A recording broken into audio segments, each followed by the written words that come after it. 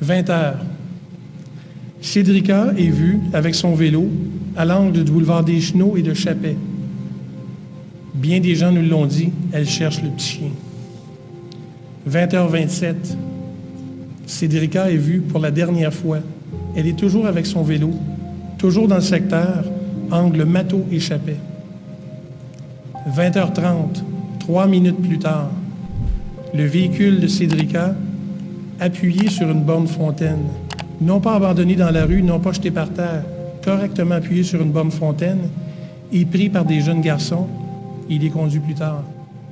Je veux retrouver ma soeur, puis c'est la personne qui l'a, j'aimerais ça qu'il la remette à quelqu'un. Mais vous le savez, vous êtes aux communications. Les gens disent dans le milieu, on le sait c'est qui, mais bon, évidemment, ça prend la preuve. Là. Alors le suspect, là, il est encore vivant, là, il est là, on sait c'est qui.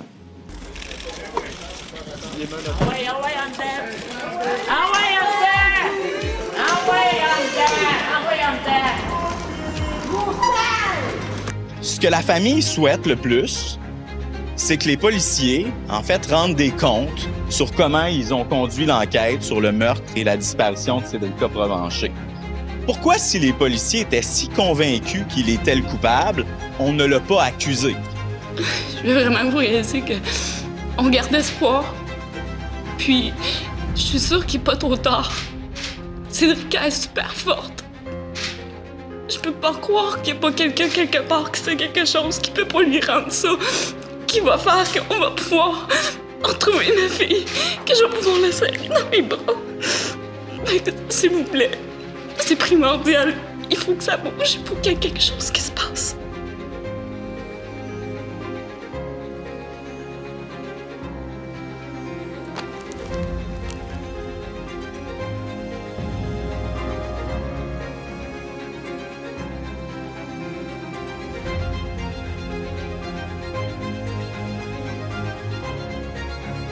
Il existe des histoires qui semblent suspendues dans le temps, des histoires qui se refusent à livrer leur vérité, qui stagnent dans l'ombre pendant des années, jusqu'au jour où un seul détail surgit du passé et fait tout basculer. Ce détail apparaît en décembre 2015 dans un bois tranquille de Saint-Maurice, près de Trois-Rivières. 3 chasseurs avancent lentement entre les arbres.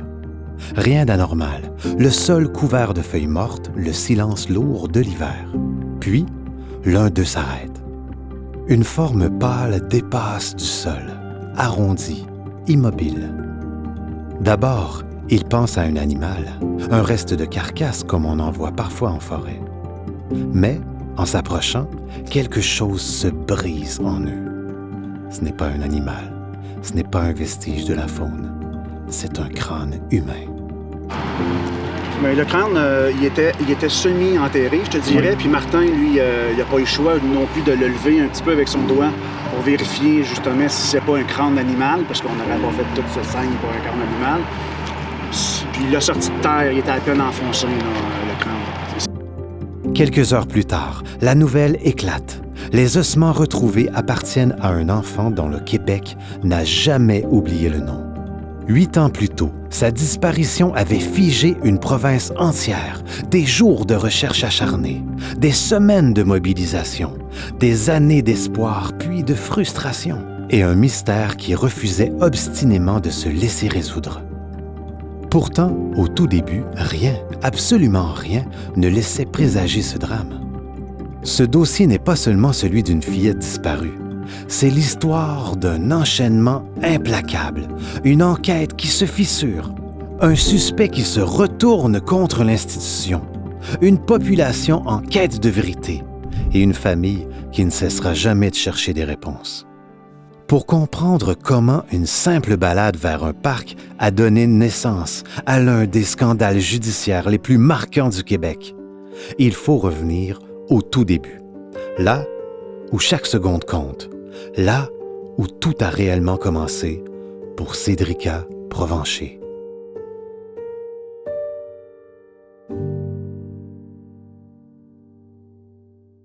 Pour comprendre le choc qu'a provoqué la disparition de Cédrica Provencher, il faut d'abord revenir à l'endroit où tout s'est produit. Une ville calme, ancienne, fière et surtout insoupçonnable. Un décor où rien, absolument rien, ne laissait présager ce qui allait suivre. Trois-Rivières, posée entre Montréal et Québec, sur la rive nord du Saint-Laurent. Fondée en 1634, l'une des plus anciennes cités francophones d'Amérique du Nord. La Cité de la Violette, titre qu'on lui attribue pour ses armoiries. Et en 2009, consacrée capitale culturelle du Canada, un honneur qui souligne son dynamisme artistique et patrimonial. C'est une ville à l'identité forte, des rues historiques, des maisons patrimoniales, des rues tranquilles où résonnent les voix d'enfants, et des lieux emblématiques comme le sanctuaire Notre-Dame-du-Cap ou l'amphithéâtre Cogeco. Et parmi ces nombreux secteurs résidentiels se trouve un quartier simple, ordinaire, sans histoire, Saint-Jean-Baptiste de la Salle. Une mosaïque de petites maisons, de rues tranquilles, de terrains vagues et de parcs de quartier comme on en trouve partout au Québec. On parle ici d'un endroit paisible, banal, sécuritaire, d'un quartier où le pire semble impossible, d'une ville où la notion même de danger paraît étrangère. Et pourtant, c'est dans cette tranquillité apparente qu'un événement inattendu va fissurer toutes les certitudes. Un événement qui, en quelques heures, va transformer une fin d'après-midi d'été en drame national. Trois-Rivières, qui vivait jusque-là dans l'ombre douce de son histoire et de ses traditions, va se retrouver sous les projecteurs. Non plus pour sa culture ou son patrimoine, mais pour l'une des affaires criminelles les plus marquantes de l'histoire du Québec. C'est ici, dans ce décor familier et rassurant, que commence réellement l'affaire Cédrica Provencher.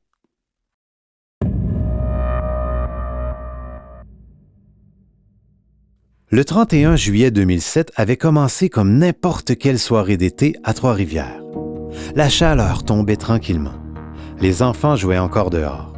Les familles profitaient des dernières heures de lumière. Rien, absolument rien ne laissait présager que cette journée allait devenir l'une des plus sombres de l'histoire judiciaire québécoise. Dans la maison des Provencher, la routine se déroulait normalement. Vers 18h, Cédrica, 9 ans, enfile sa robe soleil vert lime, une tenue légère qu'elle adore porter les jours chauds. Elle annonce à sa mère qu'elle va jouer au parc Chapet, tout près de la maison. Avant de quitter, elle promet, comme toujours, de revenir avant 20h30.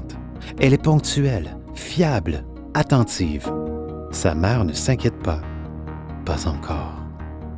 Sa sœur, Mélissa, l'accompagne un moment. Mais rapidement, elle décide de retourner à la maison pour écouter un film. Cédrica, elle, continue seule, en fourchant son vélo rouge.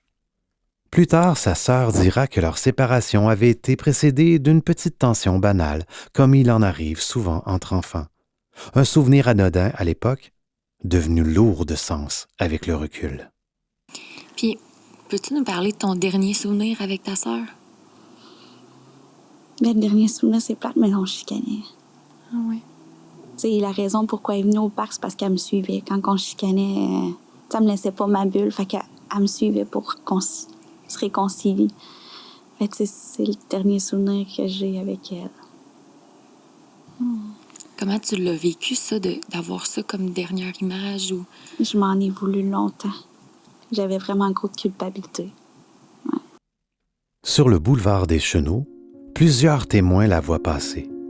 Peu après, d'autres la remarquent tournant sur la rue Chapet, exactement vers le parc où elle avait dit qu'elle irait. Elle pédale calmement, rien ne semble anormal. Puis, un premier détail troublant apparaît.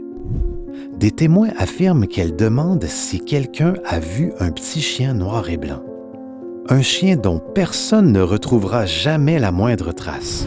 Un chien que plusieurs fillettes disent avoir déjà entendu mentionner dans les jours précédents par un homme inconnu. Vers 19h10, Cédrica est aperçue au parc Chapet. Elle semble concentrée, occupée à circuler, à observer les alentours. Quelques minutes plus tard, une scène cruciale se produit. Peu après 19h, une résidente voit Cédrica sortir d'un boisé au bout de la rue Mathieu, accompagnée d'un autre enfant de son âge. Au même moment, un homme adulte quitte le même secteur. Ce trio, l'enfant, l'autre enfant et l'homme, sera l'un des derniers repères concrets de la soirée. Cédrica est ensuite vue à vélo près du boulevard des Chenaux et de la rue Chappet, pédalant comme si elle reprenait sa recherche du mystérieux chien. Puis, quelqu'un la voit remonter la petite côte de la rue Matteau. Et après ça, plus rien. Aucune autre observation confirmée, aucun signe. Lorsque 20h30 arrive et que Cédrica n'est pas revenue, sa mère ressent immédiatement quelque chose d'anormal. Elle attend, quelques instants seulement, puis agit. Elle monte dans sa voiture, fait le tour du quartier, retourne au parc, parcourt les rues qu'elle connaît par cœur. Elle appelle le nom de sa fille, encore et encore. Rien. Elle contacte alors le père de Cédrica, Martin Provencher. Il accourt. Ensemble, ils cherchent à pied, en voiture, dans les ruelles, autour des immeubles, derrière les buissons. Ils répètent son nom, la voix brisée. Les voisins sortent à leur tour. Les enfants du secteur mentionnent avoir vu Cédrica plus tôt. D'autres parlent encore de l'homme au chien perdu. Mais aucune information ne mène quelque part. À 21h, terrifiés, les parents composent le 911. C'est à cet instant précis que la frontière entre l'inquiétude et le cauchemar est franchie. La routine d'une fin d'après-midi d'été vient de se transformer en urgence vitale. Et le Québec, sans le savoir encore, vient d'entrer dans une affaire qui le hantera pendant des années.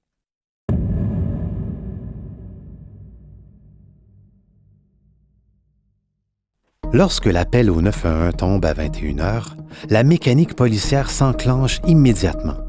Les patrouilleurs de la sécurité publique de Trois-Rivières arrivent dans le quartier. Ils savent que dans une disparition d'enfants, les premières heures sont déterminantes. Chaque minute perdue peut être irrattrapable.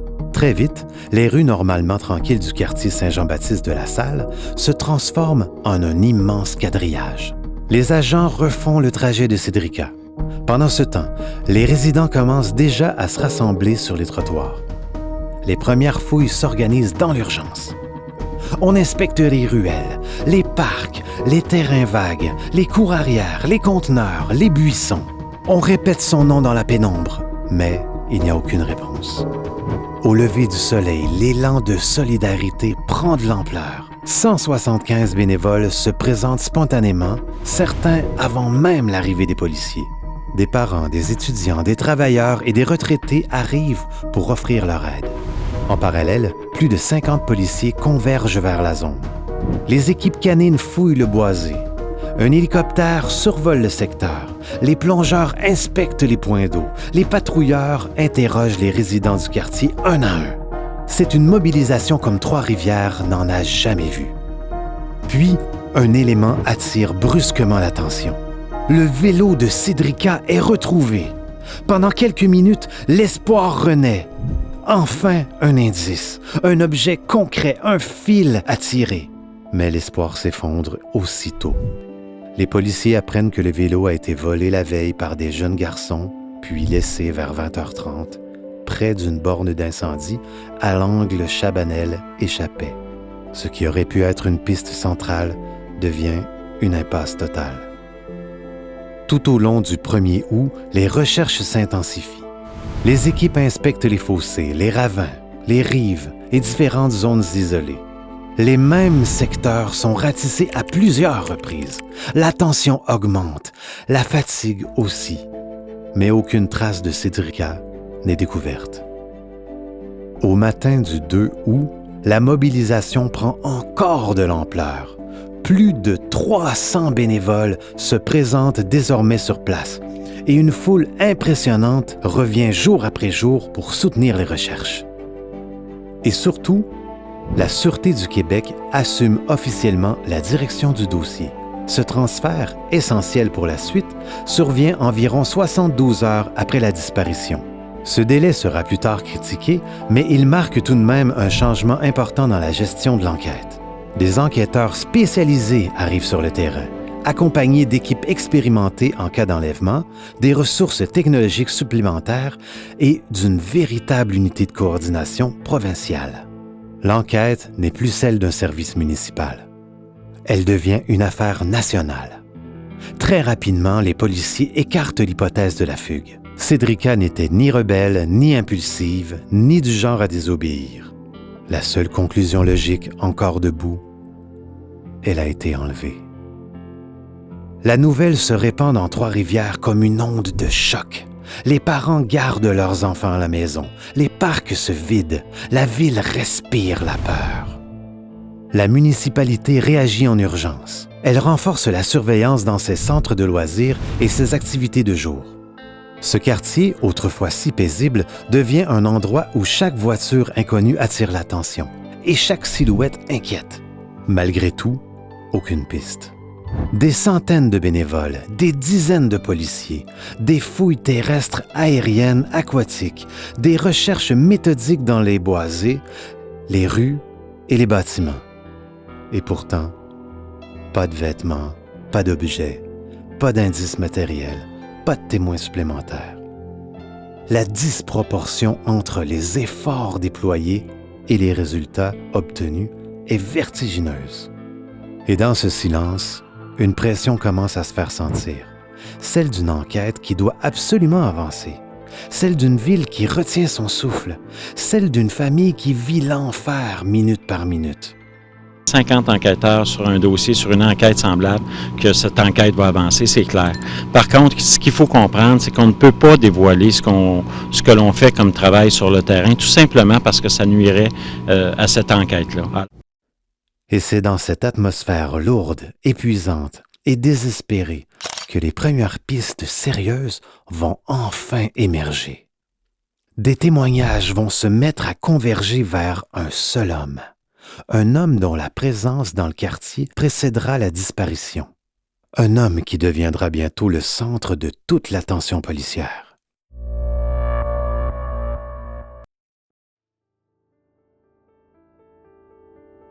Dans les 2 premiers jours de l'enquête, les policiers multiplient les entrevues auprès des résidents du quartier.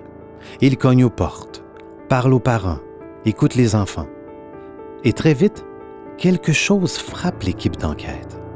Des fillettes affirment qu'un homme les aurait abordées dans les jours précédant la disparition, les 29 et 30 juillet, au parc Chappet. Un prétexte? Un petit chien noir et blanc qui se serait sauvé.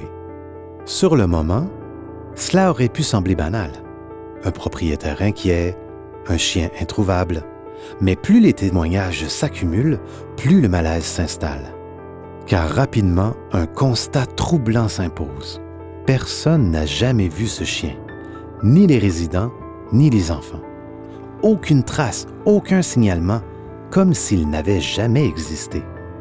Et surtout, l'homme ne s'adresse qu'à des fillettes, jamais à des adultes, jamais à des garçons.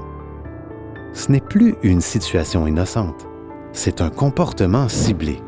À ce moment-là, l'enquête change de ton. Ce n'est plus une série d'histoires séparées. C'est un schéma qui se dessine, un homme qui revient, qui insiste et qui se trouve là, exactement là, au moment clé. Au fil des témoignages, un détail matériel ressort.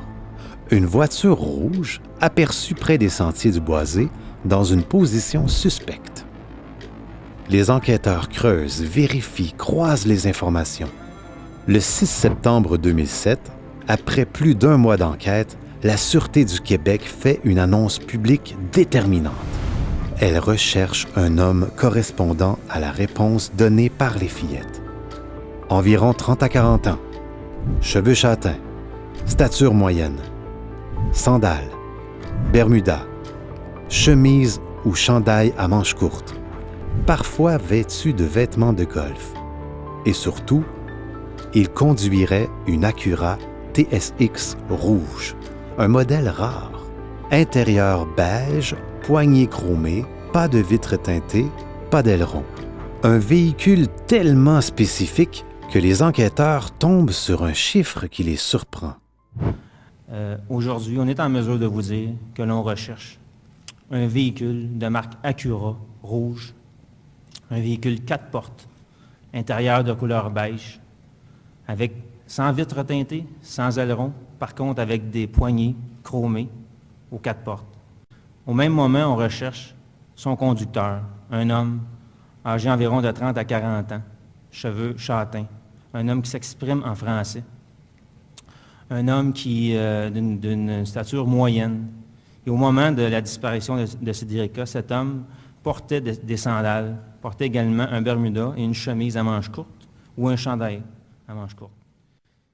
258 modèles au Québec, 6 seulement à Trois-Rivières. Les 5 premiers propriétaires sont rencontrés, ils collaborent, leurs alibis sont solides, ils sont éliminés. Il n'en reste qu'un. Au moment même, après l'appel au public, un homme se présente de lui-même au poste de commandement. Il dit vouloir aider. Il accepte que sa voiture soit examinée. Ce n'est qu'alors que les enquêteurs découvrent son identité. Il s'appelle Jonathan Betté, 27 ans. Il conduit exactement l'Acura TSX recherché. Mais presque aussitôt, un détail vient freiner l'élan. Sa voiture est au garage depuis 2 jours. Lorsque l'Acura est finalement inspectée, les policiers remarquent immédiatement. Le véhicule a été nettoyé de fond en comble. Rien d'illégal, mais dans le contexte, cela est troublant. Et ce n'est pas la seule zone d'ombre. Lorsque les enquêteurs cherchent à comprendre où il se trouvait le 31 juillet, ils se heurtent à un autre problème. Un problème bien plus délicat, son alibi. Les policiers décortiquent alors minute par minute son emploi du temps, tentant de reconstituer la moindre parcelle de sa journée. Selon lui, voici ce qui s'est passé ce jour-là.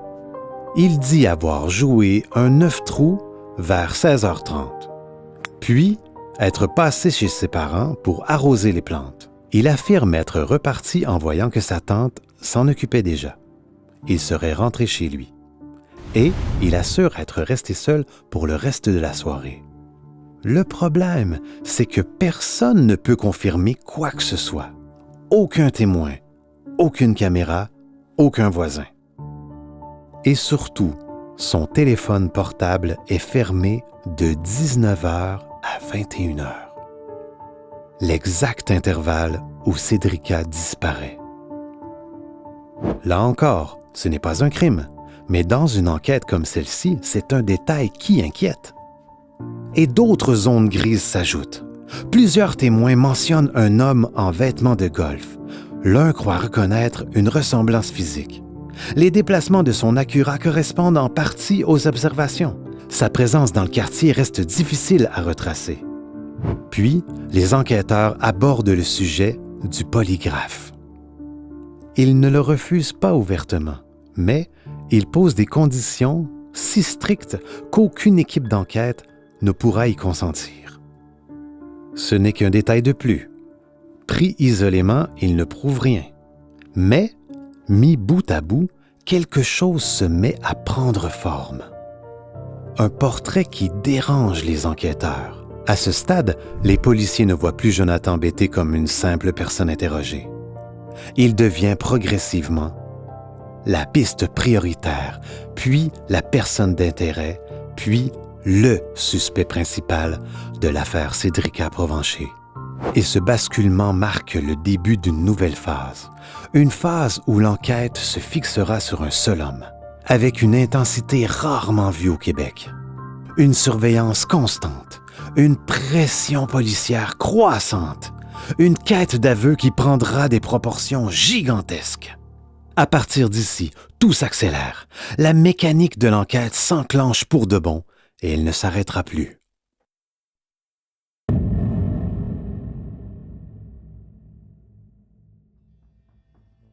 Lorsque la Sûreté du Québec fait de Jonathan Betté sa piste prioritaire, un virage décisif s'opère dans l'enquête. Peu après la rencontre du 6 septembre 2007, la SQ déploie une surveillance discrète autour de Jonathan Betté. Une phase où chaque emplacement, chaque geste, chaque mot du suspect est observé, analysé et compilé. Ce n'est pas une simple filature, ni un suivi improvisé. C'est une opération structurée. Pendant des semaines, puis des mois et finalement des années, des enquêteurs se relaient jour et nuit pour suivre chacune de ses habitudes. Jonathan ne le sait pas, mais il est devenu l'homme le plus scruté de Trois-Rivières. Cette surveillance ne reste pas passive. Plus les policiers observent, plus ils cherchent à confronter ce qu'ils voient à ce qu'ils racontent. Les rencontres se multiplient. Jonathan accepte de s'asseoir avec eux à plusieurs reprises. Il reste calme, poli, parfois un peu nerveux, mais jamais agressif. Pourtant, au fil des entrevues, quelque chose commence à déranger profondément les enquêteurs. Une heure qui change, un détail qui se déplace, un lieu qui n'est plus le même, un souvenir qui revient, une version qui contredit la précédente. Pris séparément, ce sont de petites variations, mais mises ensemble, elles révèlent un récit instable, mouvant, impossible à fixer. Puis, une autre question s'impose, plus délicate, celle du polygraphe. La SQ lui propose plusieurs fois de s'y soumettre. Légalement, rien ne l'y oblige. Il refuse. Puis, accepte à certaines conditions, puis refuse encore. Les conditions qu'il pose sont très claires. Il veut une garantie qu'il ne sera pas accusé et que la SQ s'engage publiquement à le blanchir si le test est favorable. 2 demandes impossibles à accepter pour les enquêteurs. Pour les policiers, ce jeu renforce un malaise. Un innocent n'a-t-il pas intérêt à tout faire pour écarter les soupçons? Pour Jonathan, au contraire, accepter dans ces conditions serait risqué. Le polygraphe n'est pas reconnu par les tribunaux et peut être interprété de 1000 façons. Mais dans un dossier déjà fragile, ces refus successifs ajoutent une nouvelle ombre au tableau. À ce moment de l'enquête, tout commence à converger vers la même impasse. Les pistes s'éteignent les unes après les autres. Les preuves matérielles manquent. Et Jonathan Betté demeure le seul nom encore vivant dans le dossier. Mais un autre facteur pèse lourd. Dehors, la pression devient immense. Le Québec entier suit l'affaire. Les médias multiplient les reportages. L'opinion publique exige des réponses. Et chaque jour qui passe sans avancer accroît le sentiment d'échec. Pour la SQ, ce n'est plus simplement une enquête, c'est un dossier national. Un dossier qui expose l'organisation aux critiques, aux doutes, aux regards insistants d'une population bouleversée. À l'interne, la situation devient critique. Sans aveu, sans preuve décisive, sans contradiction exploitable, l'enquête tourne en rond. Alors que la pression extérieure, elle, ne cesse d'augmenter. Notre priorité absolue, c'est d'être en mesure d'éventuellement faire une arrestation et on l'espère obtenir ultimement un verdict de culpabilité. Dans ce climat tendu, une idée finit par s'imposer. Une idée rare. Une idée que l'on n'utilise que lorsque tous les autres chemins sont bouchés. Si la vérité ne se présente pas d'elle-même, il faudra aller la chercher. C'est dans cet état d'esprit, entre impasse technique, urgence médiatique et pression sociale, que la Sûreté du Québec décide de franchir une limite rarement atteinte dans un dossier de disparition d'enfants. Une opération longue, coûteuse, risquée, qui vise un seul objectif: provoquer une confession ou une contradiction irréversible. Elle durera plus d'1 an, mobilisera des dizaines d'agents, mettra en scène des scénarios complexes, parfois extravagants, et surtout, elle deviendra l'une des opérations les plus controversées de toute l'affaire Cédrica Provencher. De soirée. Alors écoutez bien, filature, géolocalisation, écoute électronique, caméra cachée, puis ce fameux concours organisé, des moyens utilisés à un moment ou à un autre par les policiers au cours de leur enquête pour coincer Jonathan Betté pour le meurtre de Cédrica Provencher. Sans compter, Émilie, un ensemble de 25 scénarios, 25 volets élaborés pour recueillir ses confidences. La Sûreté du Québec met alors en place une stratégie exceptionnelle. Pendant plus d'1 an, une équipe entière va construire autour de Jonathan Betté un univers parallèle. Un décor crédible, des personnages soigneusement choisis, des rencontres orchestrées au millimètre. L'objectif est simple, gagner sa confiance, comprendre ses zones d'ombre et, si possible, provoquer une révélation. Aux yeux des enquêteurs, il est désormais au centre du dispositif. Tout ce qu'il fait est observé. Tout ce qu'il dit est noté. Chaque réaction est pesée. Le 2 juin 2009, 2 agents en civil se présentent chez Jonathan. Sourire poli, ton neutre, aucune tension. Ils expliquent qu'ils réalisent un sondage sur des services fictifs. Jonathan coopère. Il répond calmement. Tout semble banal. Et à la fin de l'entrevue, les agents lui annoncent « Vous êtes automatiquement inscrit à un tirage pour un séjour dans un hôtel prestigieux. » Ce concours n'existe pas. Le gagnant est déjà décidé et le piège vient d'être posé. Le cadeau, un séjour de luxe au Fairmont Tremblant. Le 31 juillet, date symbolique, 2 ans jour pour jour après la disparition de Cédrica, Jonathan reçoit la bonne nouvelle. Une limousine vient le chercher devant chez lui. Direction, l'hôtel Fairmont Tremblant. Chambre luxueuse, repas payés, soirée organisée, 2 parties de golf. Tout est pensé pour installer une émotion précise, la confiance. Il y rencontre 3 autres gagnants du concours, qui sont en réalité tous des agents d'infiltration. Parmi eux, celui qui deviendra sa porte d'entrée, un homme charismatique, sympathique, cultivé, qui, subtilement, se rapproche de lui. Une amitié commence à naître. De retour à Trois-Rivières, Jonathan et son nouvel ami se revoient. Une bière ici, un restaurant là, des sorties entre gars, des confidences sur la vie, le travail, les relations. Jonathan parle de ses frustrations, de ses ambitions, de ses passions, notamment du poker qu'il pratique régulièrement. Ce détail deviendra une arme. Lors d'une soirée, l'agent sort discrètement une mallette. À l'intérieur, des liasses de billets empilés soigneusement. Jonathan est surpris, impressionné, curieux.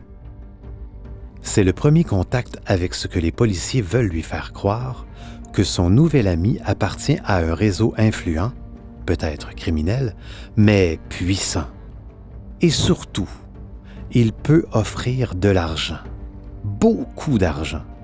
Rapidement, Jonathan confie qu'il a des dettes de jeu, qu'il pourrait se refaire avec un peu d'aide. Il demande 15 000 $. L'agent accepte. Et dès ce moment, Jonathan n'est plus seulement un ami. Il devient un homme redevable. Les demandes commencent alors à surgir. D'abord discrètes, presque anodines, puis graduellement un peu plus audacieuses. Conduire quelqu'un d'un point à un autre, déposer un colis dont il ignore le contenu, transporter 3 cartes de crédit à l'origine floue, servir de chauffeur pour de petites opérations présentées comme sans conséquence. Rien d'agressif, rien d'explicite, mais tout est calculé pour créer chez Jonathan le sentiment qu'il se trouve dans un univers pas tout à fait légal. Et plus les semaines passent, plus les enquêteurs espèrent entrevoir une fissure, un moment de faiblesse, un remords qui remonte, une confidence qui s'échappe. Mais au lieu de s'ouvrir, Jonathan se referme. Quelque chose dans cette mécanique bien huilée commence à l'inquiéter. La méfiance s'installe. Trop d'argent, trop de secrets, trop de sous-entendus. Et un service en particulier provoque un malaise réel. Le transport des cartes de crédit douteuses. Ce jour-là, il tente de résister. Il hésite. Il questionne. Et quelque chose semble se fissurer en lui. L'opération Mr. Big, jusque-là si prometteuse, commence à s'effriter. Au printemps 2010, Jonathan commence à prendre ses distances. Il devient moins présent. Espace les rencontres, se ferme peu à peu. Puis, un soir, il tranche. Il met fin au contact. rembourse l'argent, efface l'agent infiltré de ses réseaux sociaux. L'opération vient de perdre son accès privilégié. Pour la Sûreté du Québec, c'est un coup dur. 1 an d'efforts intensifs vient de s'effondrer. 25 scénarios mis en scène, des dizaines d'agents mobilisés, un budget énorme, des centaines d'heures d'interactions méticuleusement construites. Tout cela pourquoi? Aucune confession, aucune contradiction exploitable, aucune preuve matérielle. Pour la SQ, c'est un échec monumental. Mais un échec qui portera bientôt l'enquête dans une direction encore plus lourde. Car après l'infiltration, un autre pan de l'enquête va s'ouvrir, celui des polygraphes, des perquisitions informatiques, des fichiers illégaux liés à l'exploitation de mineurs et des procédures qui finiront par s'effondrer devant les tribunaux.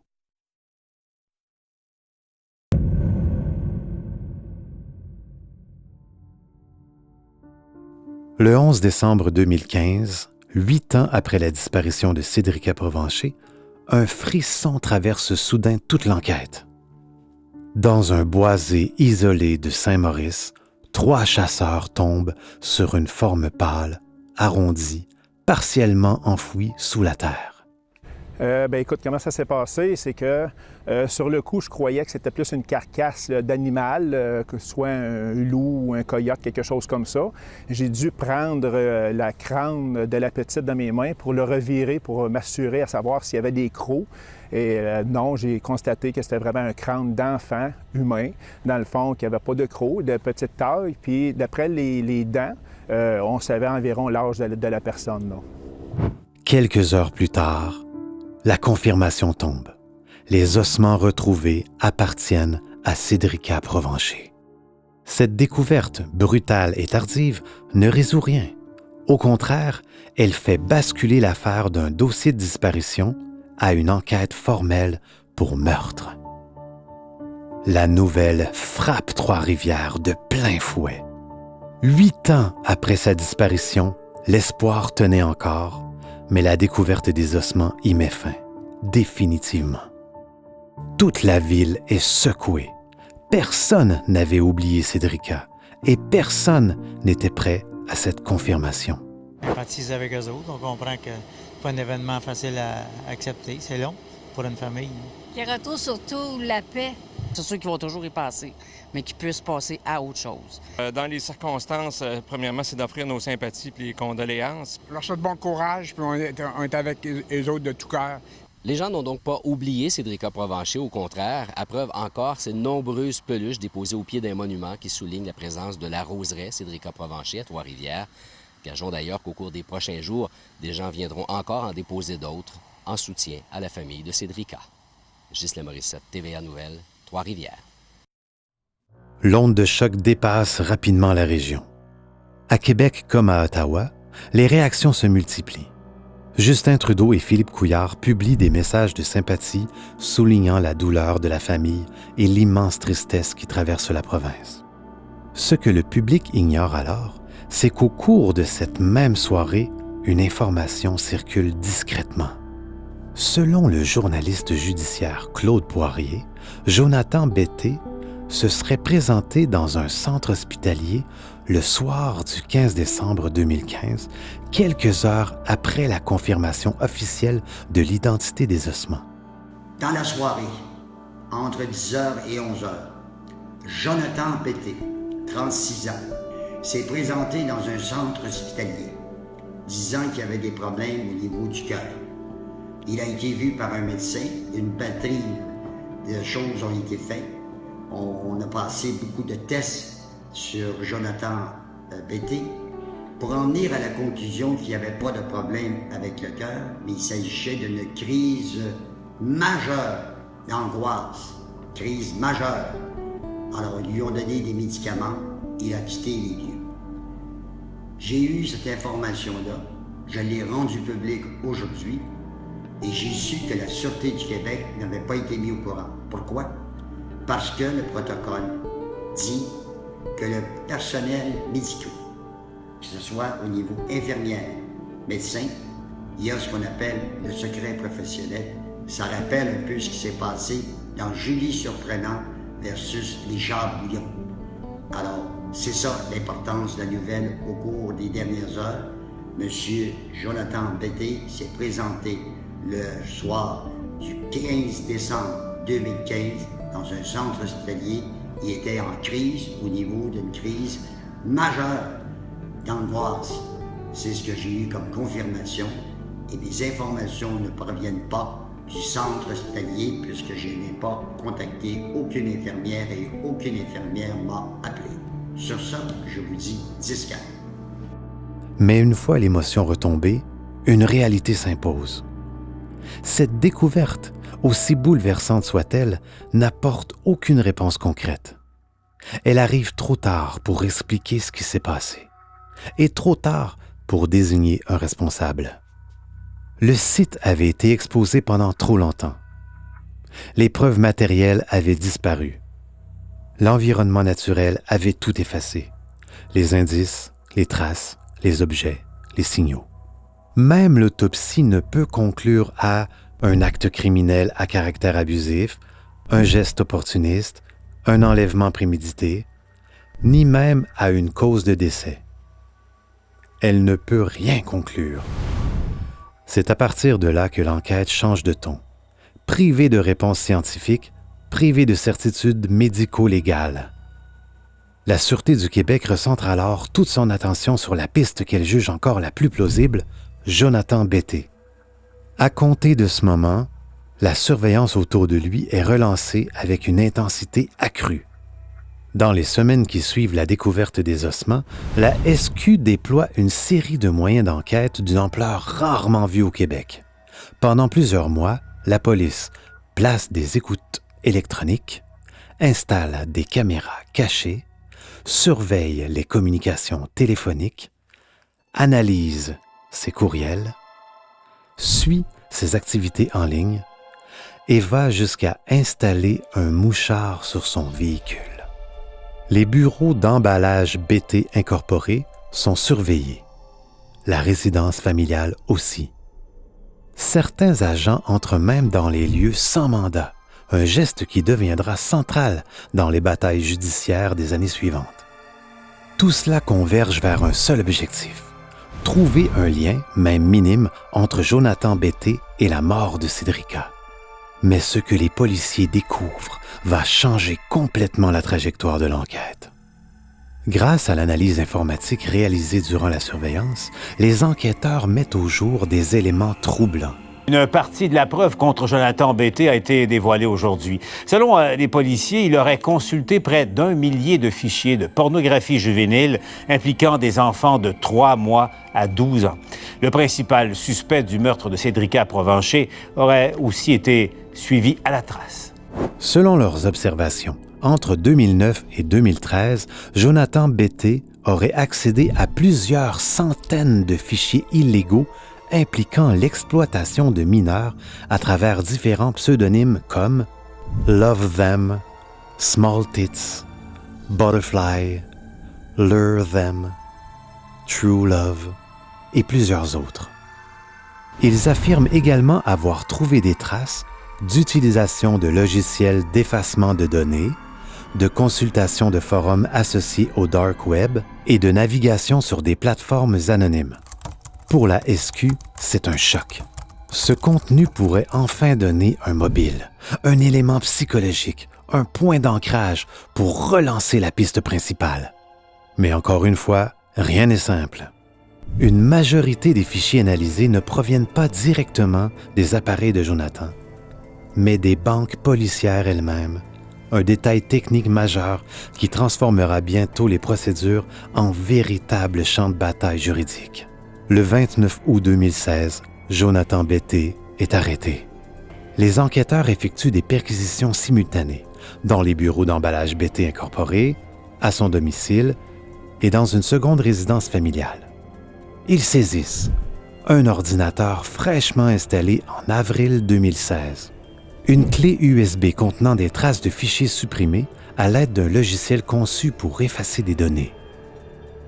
Il est alors accusé de possession, accès et distribution de matériel illégal impliquant l'exploitation de mineurs. Rien de tout cela ne concerne directement Cédrica, mais dans l'esprit du public et pour certains enquêteurs, le rapprochement se fait immédiatement. Pour Jonathan, c'est le but d'une chute brutale.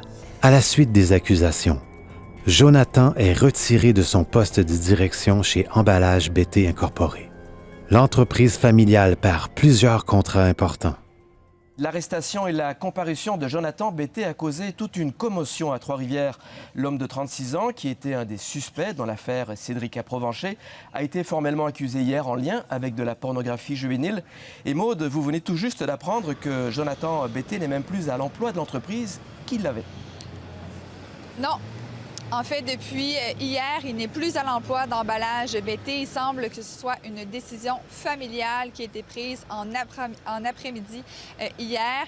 Et depuis ce matin, on a retiré l'enseigne sur la façade de l'entreprise. Ce n'est pas parce qu'on change de nom, mais plutôt parce qu'il y a une restructuration permanente qui est en branle. Le président fondateur de cette entreprise est André Bété, le père de Jonathan Bété. Et on nous indique qu'il n'y aura pas de changement de nom. Emballage BT va demeurer à Trois-Rivières. Il ne faut pas se faire d'accroire. En ce moment, les dirigeants sont en gestion de crise. Ils tentent de rassurer les clients qui se trouvent un peu partout au Québec, puisque bien sûr, l'image de l'entreprise a été ternie.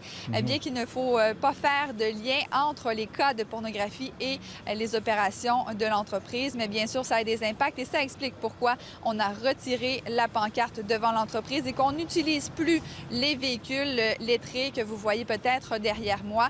En fait, c'est pour éviter nous attendre. La compagnie finit par être vendue en 2017 après 37 ans d'existence. Pour lui, c'est une humiliation publique. Pour la SQ, c'est peut-être une nouvelle piste indirecte. Pour la famille Provencher, c'est un bouleversement supplémentaire, mais pas une réponse.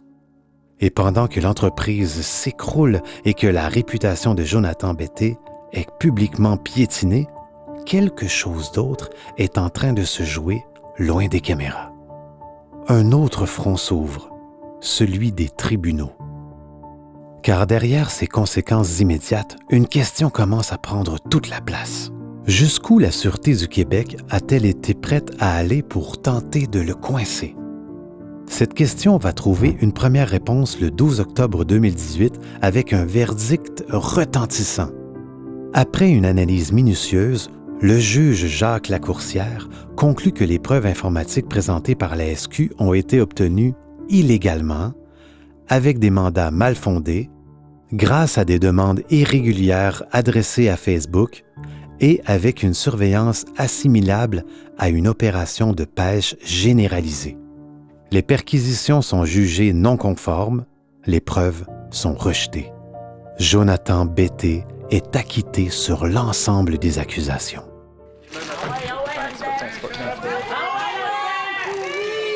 Les détracteurs de Jonathan Bété n'ont plus de motif pour l'injurier. En plus de ne jamais avoir été accusé dans l'affaire Cédrica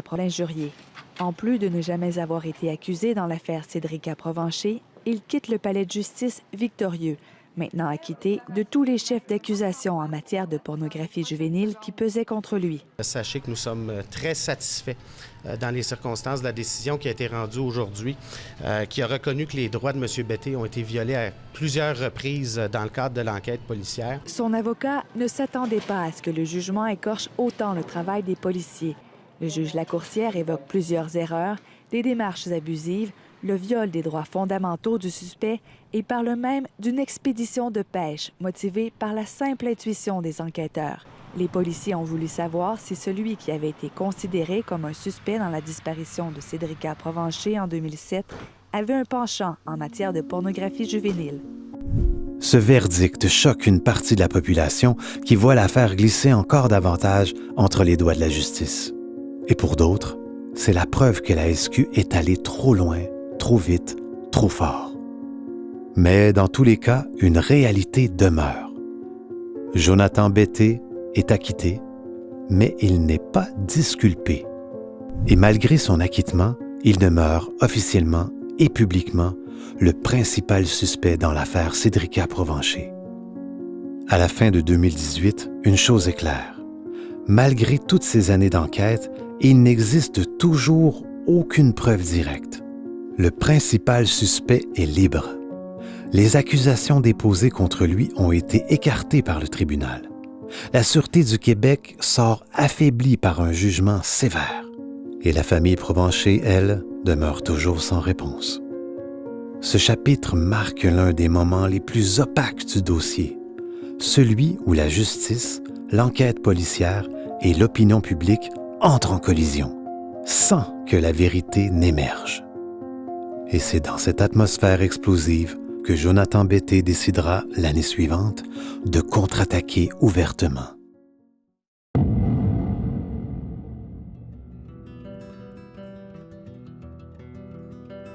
Avec le recul, les premiers jours de l'enquête soulèvent encore de nombreuses interrogations.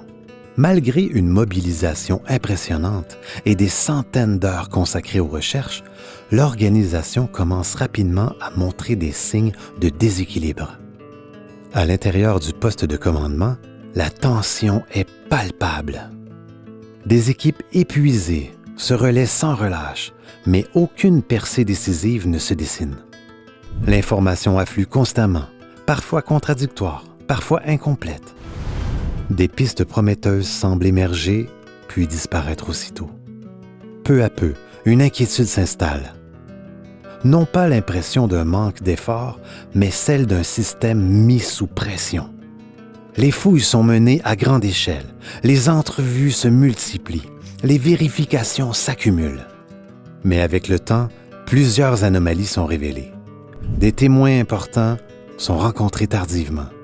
Certaines zones doivent être fouillées à nouveau parce que des secteurs avaient été omis lors des premières recherches.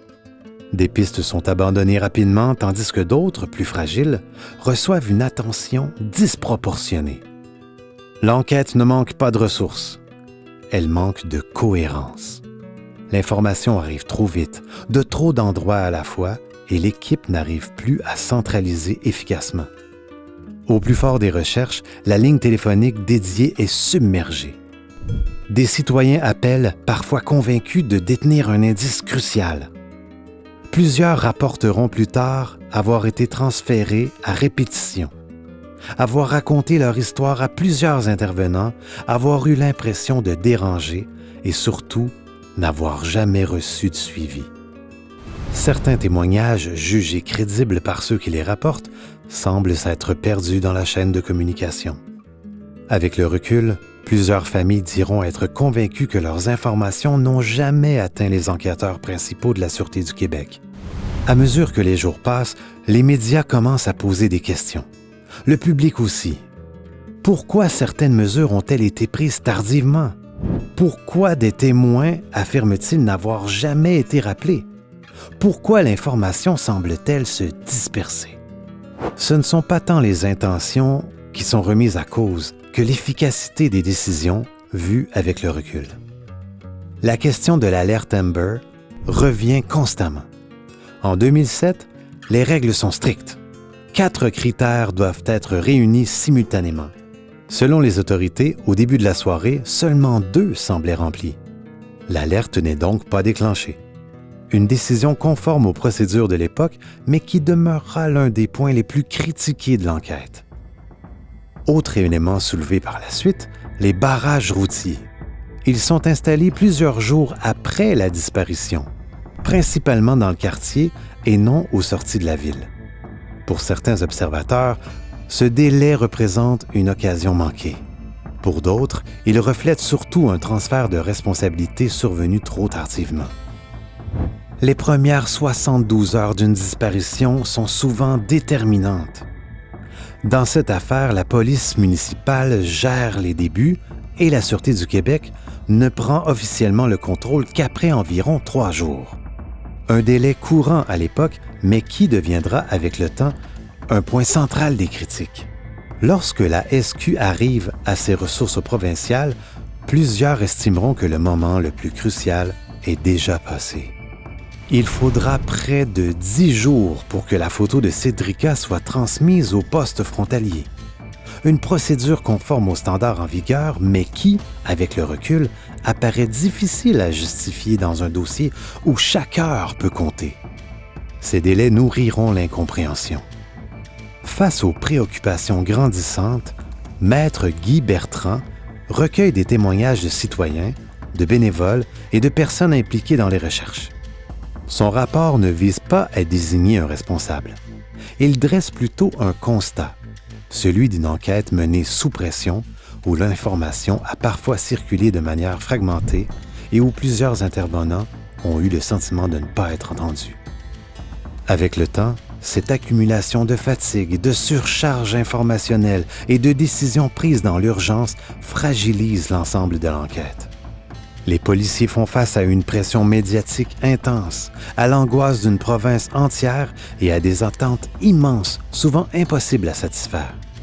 Avec le recul, plusieurs observateurs estiment que les conditions ont contribué à laisser derrière elles des zones d'ombre. Des zones qui, encore aujourd'hui, continuent de soulever des questions.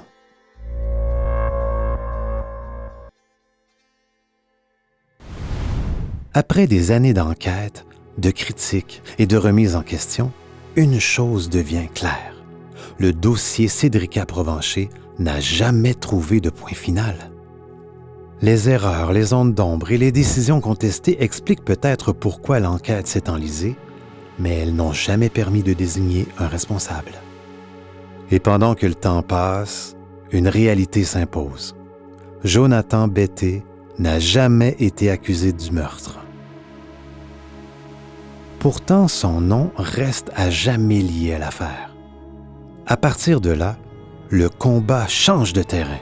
Ce n'est plus seulement une enquête policière, c'est désormais une bataille judiciaire menée publiquement, alors même que le mystère demeure entier. Quand Jonathan Betté sort du tribunal en 2018, après avoir été acquitté des accusations liées à la possession de matériel illégal impliquant des mineurs, il n'est pas un homme libre. Il n'est pas accusé du meurtre de Cédrica Provencher, mais son nom reste indissociable de l'affaire. Il est devenu, malgré lui, l'homme dont tout le Québec connaît le visage sans avoir jamais été formellement inculpé dans la disparition. Pendant plus de 10 ans, il a été suivi, fouillé, infiltré, analysé, scruté, parfois légalement, parfois en bordure de la légalité. Son entreprise familiale s'est effondrée, sa réputation aussi. Sa vie personnelle a été pulvérisée. Le face-à-face de la rencontre. Jonathan? Jean-François Guérin, TVA. Je peux-tu te parler de Cédrica Provencher? Pas du tout. Pourquoi? Hein? Pourquoi je peux pas t'en parler? Parce que je suis pas intéressé par ça. Pour moi, c'est de l'histoire ancienne. C'est de l'histoire ancienne? Absolument. Dans le sens que... Bonne journée, M. Guérin. Mais pourquoi? Écoutez, ça a affecté ma vie pendant 3 ans. Je préfère tourner la page et passer à une autre histoire. Pourquoi ça a affecté votre vie? Monsieur, pourquoi? Non, mais pourquoi? Monsieur, c'est mais je... avoir la paix par rapport à ça. Ouais. Et en 2019, Jonathan Betté décide que c'est assez. Après des années sous surveillance, de soupçons persistants et d'expositions médiatiques constantes, Jonathan Betté décide de changer de posture. Cette fois, ce n'est plus la police qui parle, c'est lui. Bonjour, Maître Héroux. Bonjour, Isabelle. Alors, des documents, des nouveaux documents que vous déposez confirment que les témoins sont pas capables d'identifier formellement le suspect qui a été aperçu sur les lieux. Parlez-nous de ça un peu. C'est exact. C'est-à-dire que ce matin, il y a des admissions qui ont été déposées. On est à l'étape de demander une date de procès. Dans les documents qui ont été déposés, il y a une liste d'admissions. Ce qu'on constate à la lumière des admissions, c'est qu'il y a 5 individus qui auraient aperçu le suspect lors de la disparition de Cédrica Provencher. Aucun de ces individus-là n'a identifié formellement Jonathan Betté. Bon, on donne des descriptions, mais ce qui est important de savoir pour les gens qui nous écoutent, c'est que parmi les témoins, il y a des enfants. Bon, un enfant de 8 ans, un enfant de 11 ans, je ne veux pas les discréditer, mais quel poids on peut donner à des témoignages d'enfants? C'est-à-dire que si on s'attarde sur 3 des témoins, il y a un de ces témoins-là, qui est le témoin A, qui a interagi avec le suspect. Le témoin A est un enfant, mais il y a également 2 témoins adultes qui ont aperçu le suspect, donc la même personne qui a interagi avec le témoin A. Le témoin A, cet enfant-là, s'est fait présenter une parade d'identification dans laquelle la SQ ne s'est même pas donné la peine d'inclure une photo de Jonathan Bété. Non, parce que la description était tellement loin de la photo de Bété qu'on ne l'a même pas inclus, là, si j'ai bien compris. Exact. Bon, c'est pas à un avocat que je vais apprendre ça, là, mais la preuve d'identification visuelle, c'est pas la preuve la plus fiable. Je sais plus combien de décisions de la Cour suprême le disent.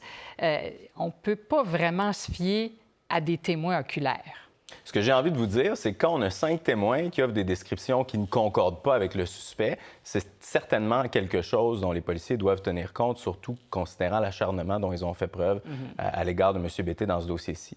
Bon, des descriptions qui ne concordent pas ou qui ressemblent à peu près pas à Jonathan Bété et des descriptions qui, entre elles, se contredisent. C'est encore plus, pas suspect, mais c'est encore plus troublant.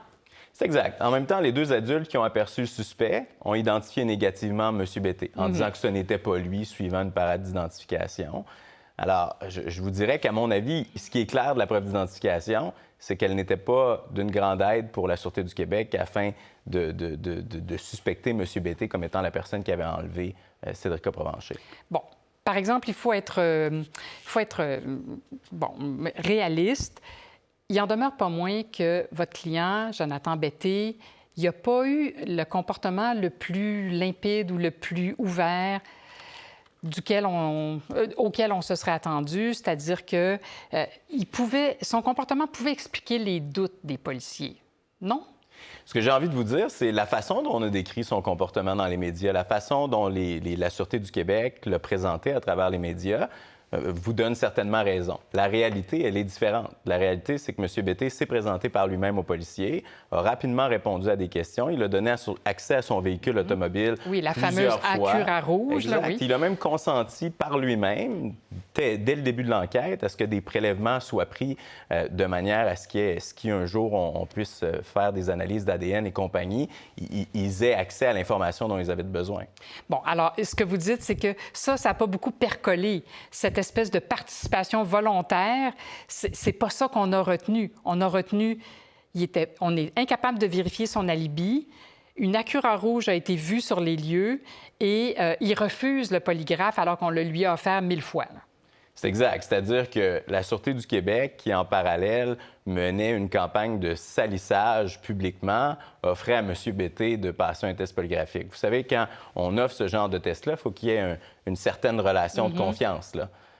Et cette relation-là, elle n'était pas présente. Elle était brisée, oui, forcément. Bon, il nous reste peu de temps, mais un procès? Parce qu'il y aura bien un procès dans cette affaire-là. Vous annoncez 37 témoins, les défendeurs 26. Est-ce que le procès va avoir lieu en 2026? J'espère qu'il y aura un procès. Ça fait 6 ans et demi qu'on travaille à mettre le dossier en état. Vous avez raison, c'est un procès qui va être long. Là, on parle d'une dizaine de semaines au total. C'est difficile d'anticiper les délais. Quelque part, en début d'année, la Cour va nous rappeler puis nous offrir des dates. Il y aura fort probablement un procès dans le dossier d'ici 2027. D'ici peut-être 2028. Et il n'y a pas d'arrêt Jordan au civil, alors ça ne peut pas vous toucher, je crois. Non, exact. Alors, évidemment, on va suivre cette affaire-là. Jessie Héroux, merci beaucoup d'être venue en studio. Merci pour l'invitation, Isabelle. Au revoir. Cette année-là, il passe à l'offensive et dépose une poursuite spectaculaire de 10 millions de dollars contre la Sûreté du Québec. Dans sa requête, il affirme avoir été ciblé injustement dès les débuts de l'enquête. Il soutient que des méthodes illégales ont été utilisées contre lui, que sa présomption d'innocence a été bafouée et que sa vie personnelle a été profondément détruite. Selon lui, les conséquences dépassent largement le cadre judiciaire. L'entreprise familiale Emballage Bété Incorporée, bâtie pendant 37 ans, s'effondre sous le poids de la rumeur. Son nom est exposé publiquement, alors qu'il n'a pourtant jamais été accusé dans l'affaire Cédrica.